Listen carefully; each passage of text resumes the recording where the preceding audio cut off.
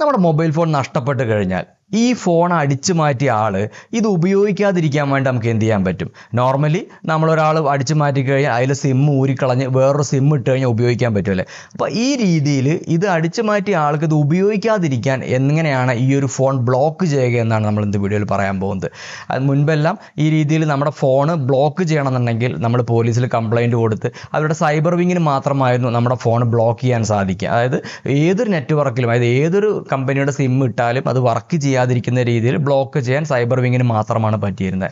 എന്നാൽ ഇപ്പോൾ നമുക്ക് ഇൻഡിവിജ്വലായിട്ട്, അതായത് എൻ്റെ ഫോൺ നഷ്ടപ്പെടുകയാണെങ്കിൽ എനിക്ക് ആ ഒരു നഷ്ടപ്പെട്ട ഫോണ് വേറൊരാൾ ഉപയോഗിക്കാതിരിക്കാൻ വേണ്ടിയിട്ട് അത് ബ്ലോക്ക് ചെയ്യാൻ സാധിക്കും.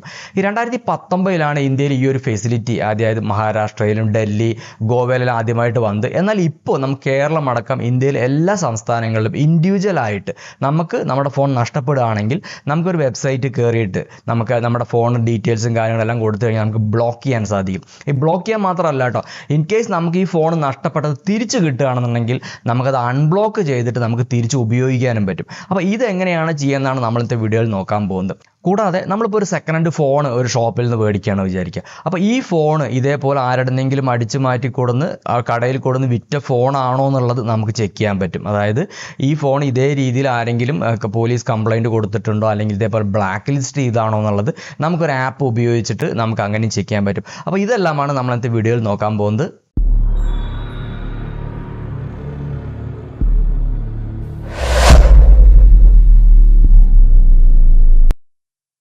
നമ്മൾ ഗൂഗിൾ എടുക്കുക കേട്ടോ. ആദ്യം നമ്മൾ ഗൂഗിൾ എടുത്തിട്ട് SANCHAR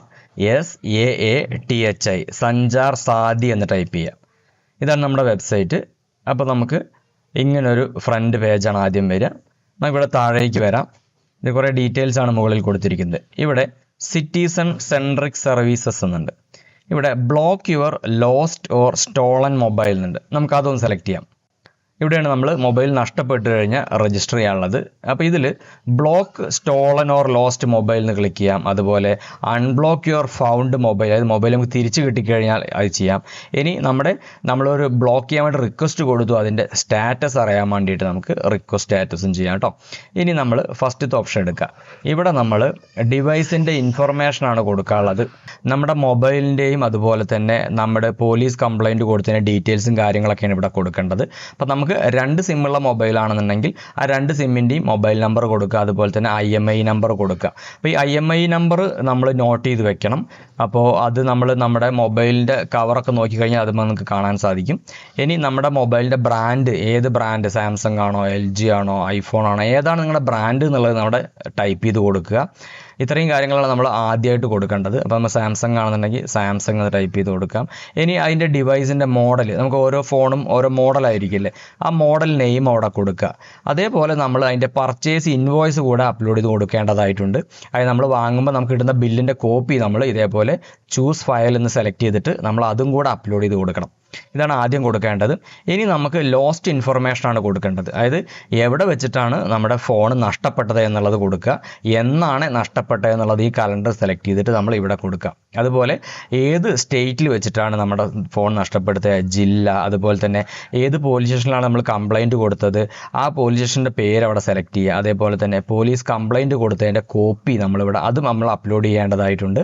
അപ്പോൾ നമ്മൾ പോലീസ് കംപ്ലയിൻ്റെ കോപ്പി നമ്മൾ അപ്ലോഡ് ചെയ്യണം. അതേപോലെ തന്നെ നമ്മുടെ ഇൻവോയ്സ് കോപ്പി, നമുക്ക് നമ്മുടെ മൊബൈൽ വാങ്ങുമ്പോൾ കിട്ടിയ ഇൻവോയ്സ് കോപ്പി അപ്ലോഡ് ചെയ്യേണ്ടതായിട്ടുണ്ട്. ഇനി നമ്മുടെ ID പ്രൂഫായിട്ട് നമ്മളൊരു ആധാർ കാർഡോ അല്ലെങ്കിൽ ഏതെങ്കിലും ഒരു ID പ്രൂഫ് നമ്മൾ അപ്ലോഡ് ചെയ്യുക, ID നമ്പർ കൊടുക്കുക, ഇത്രയും കാര്യങ്ങൾ കൊടുക്കുക. എന്നിട്ട് നമ്മൾ ഗെറ്റ് OTP എന്ന് കൊടുത്തിട്ട് നമ്മൾ ഡ്യൂപ്ലിക്കേറ്റ് എടുത്ത സിമ്മിൻ്റെ നമ്പർ ആയിരിക്കണം കൊടുക്കേണ്ടതായിട്ടുള്ളത്. ഓക്കെ, നമ്മൾ ഫോൺ പോയി കഴിഞ്ഞാൽ നമ്മൾ ഡ്യൂപ്ലിക്കേറ്റ് സിം എടുത്തിരിക്കണം, അതുപോലെ പോലീസ് കംപ്ലയിൻറ്റും കൊടുത്തിരിക്കണം. ഈ രണ്ടും നമ്മൾ നിർബന്ധമായിട്ടും ചെയ്യുക. ഇത്രയും ചെയ്തിട്ട് നമ്മൾ സബ്മിറ്റ് കൊടുക്കുമ്പോൾ നമുക്കൊരു റെഫറൻസ് നമ്പർ കിട്ടും. അപ്പോൾ ഈ ഒരു റെഫറൻസ് നമ്പർ വെച്ചിട്ടാണ് നമ്മൾ പിന്നീടുള്ള, അതായത് ഫോൺ നമുക്ക് രണ്ടാമത് തിരിച്ച് കിട്ടിക്കഴിഞ്ഞാൽ അത് നമുക്ക് അൺബ്ലോക്ക് ചെയ്യണമെങ്കിലും അതുപോലെ തന്നെ അല്ലെങ്കിൽ നമുക്ക് അതിൻ്റെ സ്റ്റാറ്റസ് അറിയണമെങ്കിലും ഒക്കെ ചെയ്യേണ്ടത്. അപ്പോൾ നമുക്ക് വൺസ് ഫോൺ തിരിച്ച് കിട്ടുകയാണെന്നുണ്ടെങ്കിൽ നമ്മൾ ആ റെഫറൻസ് നമ്പർ ഇവിടെ റിക്വസ്റ്റ് ID എന്ന ഭാഗത്ത് കൊടുക്കാം നമുക്ക്. അതുപോലെ തന്നെ എന്തിനാണ് അൺബ്ലോക്ക് ചെയ്യുന്നത്, അതായത് നമുക്ക് പോലീസ് വഴി തിരിച്ച് കിട്ടിയോ, നമ്മൾ ബൈ മിസ്റ്റേക്ക് വഴിയാണോ അത് ബ്ലോക്ക് ചെയ്തത്, അപ്പോൾ ഏതെങ്കിലും ഒരു ഓപ്ഷൻ കൊടുത്ത് നമുക്ക് വേണമെങ്കിൽ നമ്മുടെ ഫോണ് തിരിച്ച് അൺബ്ലോക്ക് ചെയ്യാൻ പറ്റും. ഇനി നമുക്ക് അതിൻ്റെ സ്റ്റാറ്റസ് നമ്മൾ ഈ ഒരു സൈറ്റിൽ രജിസ്റ്റർ ചെയ്ത് കഴിഞ്ഞു കഴിഞ്ഞാൽ നമുക്ക് അതിൻ്റെ സ്റ്റാറ്റസ് എന്താണ്, ഇപ്പോൾ സ്റ്റാറ്റസ് ആരെങ്കിലും ഉപയോഗിക്കുന്നുണ്ടോ, എവിടെയെങ്കിലും അത് ട്രാക്ക് ചെയ്തു എന്നുള്ളതെല്ലാം നമുക്ക് ഡീറ്റെയിൽസ് നമുക്ക് ഇവിടെ വന്നാൽ അറിയാൻ സാധിക്കും. ഇനി നമുക്ക് ഒരു നോ യുവർ മൊബൈൽ ആപ്പ് എന്ന് പറഞ്ഞിട്ടൊരു ആപ്ലിക്കേഷൻ ഉണ്ട്. ഈ ഒരു ആപ്ലിക്കേഷൻ നമ്മൾ എന്തിനാണെന്ന് ചോദിച്ചു കഴിഞ്ഞാൽ, നമ്മളിപ്പോൾ ഒരു സെക്കൻഡ് ഹാൻഡ് ഫോണാണ് ഒരു ഷോപ്പിൽ നിന്ന് മേടിക്കുന്നത്. അപ്പോൾ ഈ ഒരു സെക്കൻഡ് ഹാൻഡ് മൊബൈൽ ഇതേപോലെ ആരെങ്കിലും ബ്ലാക്ക് ലിസ്റ്റ് ചെയ്ത ഫോൺ, ഏതൊരു സ്റ്റോളൻ മൊബൈലാണോ എന്ന് നമുക്ക് അറിയണമെന്ന് ചിലപ്പോൾ അറിഞ്ഞോളണമെന്നില്ല. കാരണം ആരെങ്കിലും ആരുടെയെങ്കിലും കയ്യിൽ നിന്ന് അടിച്ചു മാറ്റിയിട്ട് ഷോപ്പിൽ കൊടുന്ന് വിറ്റ ഫോൺ ഒരു പക്ഷേ അവർ വിൽക്കും.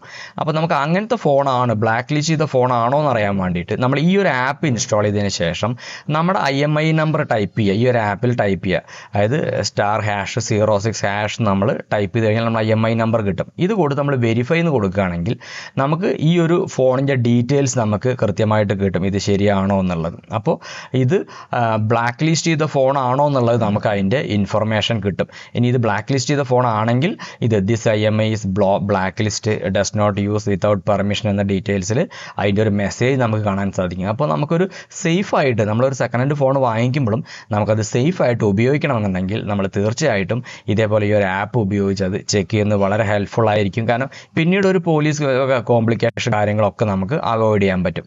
ഇനി നമുക്ക് അടുത്തൊരു ഓപ്ഷൻ എന്താണെന്ന് ചോദിച്ചു കഴിഞ്ഞാൽ നോ യുവർ മൊബൈൽ കണക്ഷൻസ്. അതായത് നമ്മുടെ ID പ്രൂഫ് ഉപയോഗിച്ചിട്ട് വേറെ ആരെങ്കിലും ഫോൺ സിം എടുത്തിട്ടുണ്ടോ നമുക്ക് ചെക്ക് ചെയ്യാൻ പറ്റും.